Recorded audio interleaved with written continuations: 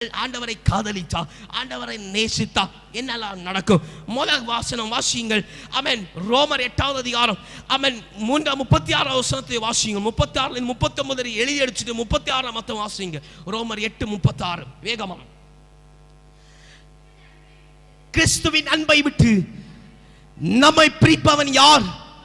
உபத்திரமோ, வியாகுலமோ, துன்பமோ? இன்னும் சொல்லப்பட்ட அந்த 39 வசனம் வரைக்கும் வாசிக்கும் சொல்லப்படு எதுவுமே நம்மளை பிரிக்க முடியாது. கரங்களை உயர்த்தி ஆண்டவருக்கு அல்லேலூயா சொல்லுங்க.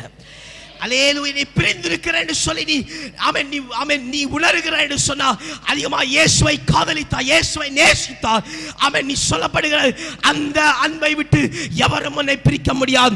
இதிலே சங்கீதம் 34வது அதிகாரம் 18வது வசனத்தில் வாசிக்கும் போது அங்கே ஒரு காரியம் சொல்லப்படுகிற வாசிகள். சங்கீதம் 34 அதனுடைய 18வது வசனத்தில் பார்க்கிறோம். நொறுங்குண்ட இருதயம் உள்ளவர்களை கர்த்தர் சமீபமாய் இருக்கிறார், நறுங்குண்ட ஆவியுடையவர்களை அவர் ரட்சிக்கிறார். அல்லேலூயா, அல்லேலூயா.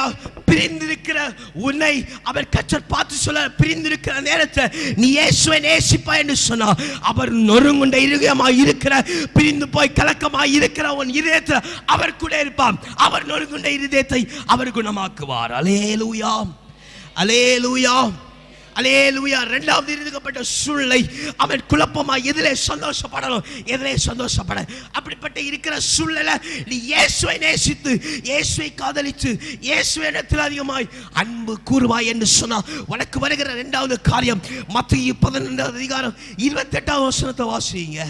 மத்தேயு 11:28 ஸ்தோத்திரம். மத்தேயு 11:28 வருத்தப்பட்டு பாரம் சுமக்கிறவர்களே நீங்கள் என்னிடத்தில் வாருங்கள் என்று சொல்லப்பட்டிருக்கிறது. அவர்களுக்கு பாரத்தை சுமந்து 30வது வசனம் எழுதி எடுத்துக் கொள்ளுங்க. அவர் தாமே அவன் பாரத்தை சுமந்து கொண்டு அவருடைய பாரம் அவருடைய நுகமனுக்கு மெதுவாயும் லகுவாயும் அவன் நுகமனுக்கு சாதகமாயும் இருக்கும். அல்லேலூயா, அல்லேலூயா. நீ கலகி அவன் எதில சந்தோஷப்படணும், எதில சந்தோஷப்பட கூடாது என்று சொல்லி, எதில் துக்கப்படணும், எதில சந்தோஷப்படணும் என்று சொல்லி உனக்கு அறியாமல் இருக்கிறாயோ, உன்னுடைய பாரங்கள் யாவையும் ஆண்டவர் சமூகத்தில் கொண்டு வா.